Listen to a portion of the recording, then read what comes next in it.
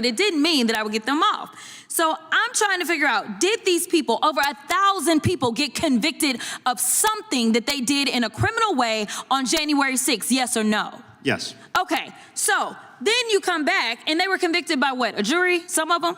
Mostly juries, some judges. And some people actually did what we call a plea bargain, correct? Correct. Meaning that they walked in and they said, I am guilty, correct? Yes. Okay, so the final point that I'll make, because I know I'm running out of time, is there was some stuff about white supremacists and the concerns about people being alleged to be white supremacists. Some of the people that got convicted were neo-Nazis. Have they been clarified as white supremacists or not? Yes. He just said yes. Over 1,000 people convicted, some by juries, some by judges, and some walked into a courtroom and said the words, "I am guilty." Then the president called them hostages and let them out. That's the record. That's what just got confirmed, on camera, by a former federal prosecutor. If you want this tracked every day, hit subscribe, because now watch how this started and how ugly it got before that moment. This is from the New York Times. It's dated January 13th, 2021. Trump impeached for inciting insurrection. President Trump became the first president to be impeached twice after the House approved a single charge citing his role in whipping up a mob that stormed the Capitol. He faces a Senate trial that could disqualify him from future office. There were 10 members of his party that joined the Democrats in impeaching him for insurrection. Without objection. I don't know where I want to start. Like, I am so frustrated with this country.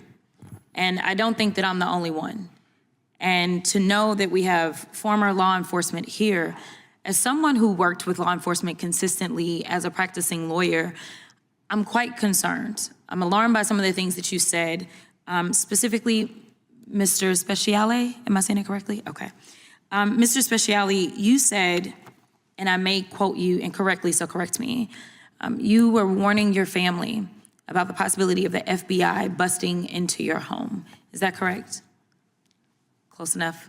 Yes, because they were raiding American citizens all over the United States for trespass. And you'd agree with me that that's, I mean... No, I don't agree that you should use FBI tactical teams to raid people who are trespassing. That's not what I was saying. I'm sorry, I was moving a little slow because I wanted to make sure I quoted this correctly. Are you aware that the FBI recently executed a search warrant at a Washington Post reporter's home?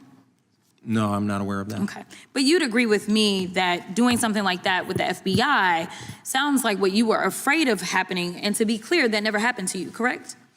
No, it didn't, but I was aware of the hold FBI on. investigation It's my time. for 2.5 years. But you did not, so they never busted into your home. But you were concerned and you felt like that would be wrong. And so what I'm trying to understand is that there's a lot of complaints about the Ray FBI, and I won't opine on that, but I will make it clear, and Mr. Romano, help me out if I'm wrong, but was Mr. Ray appointed by Donald J. Trump himself? Mr. Christopher Wray, who was the FBI director. Okay, so he was appointed by Donald Trump, and right now, it's interesting because we sit here and we're talking about domestic terrorism, and every day there are Americans concerned about ICE and what ICE is doing. So let me ask you a different question that you may be familiar with. As it relates to the training that the average FBI officer gets before they are admitted as officers, is it longer than 47 days? Yes or no? I don't think that I'm the person that you should be asking that question. I think that the retired FBI agent should be. Anybody want to answer that who's been in law enforcement? Yes, ma'am. The FBI Academy ranges anywhere from, it changes in length and duration. It can go from 12, 14, 16, it's up to 18, 20 weeks. Okay, time. Thank you so much. So here it is. We have people, and I know that there have been conversations about political opponents. I believe it may have been you, Mr. Paiota, that you talked about political opponents being prosecuted. Let me ask you, Mr.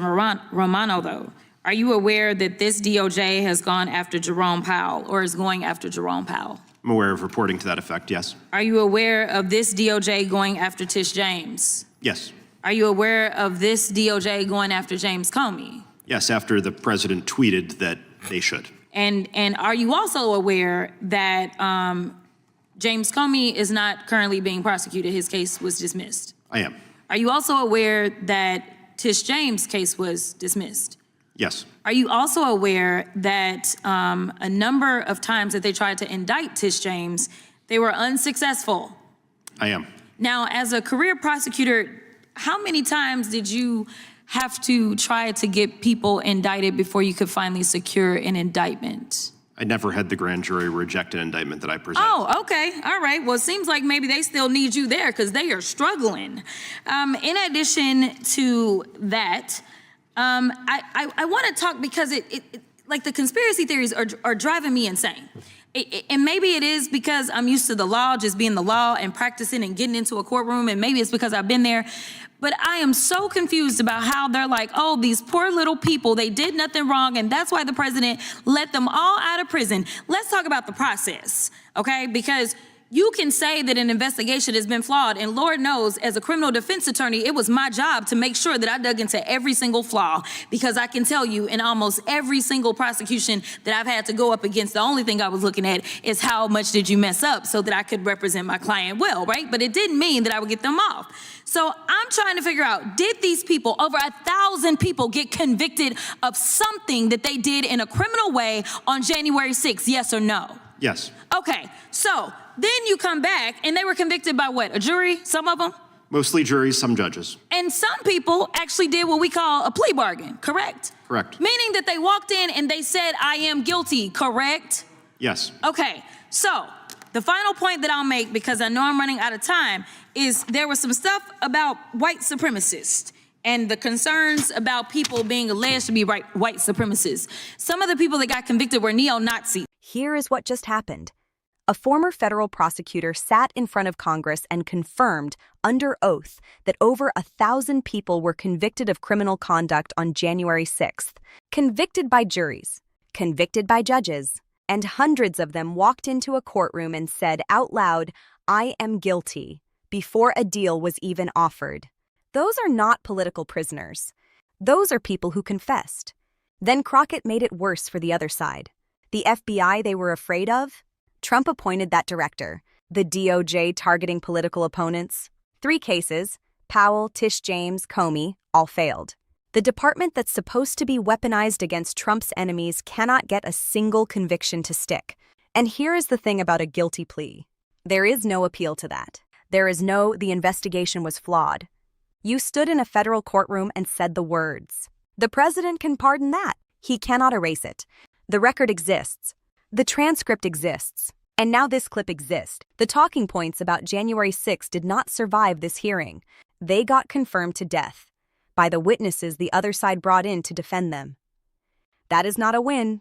That is a collapse. And the people who walked out of prison on pardons are going to be living with that record for the rest of their lives, whether the president calls them heroes or not. Subscribe if you want more of this, because the facts are not going anywhere.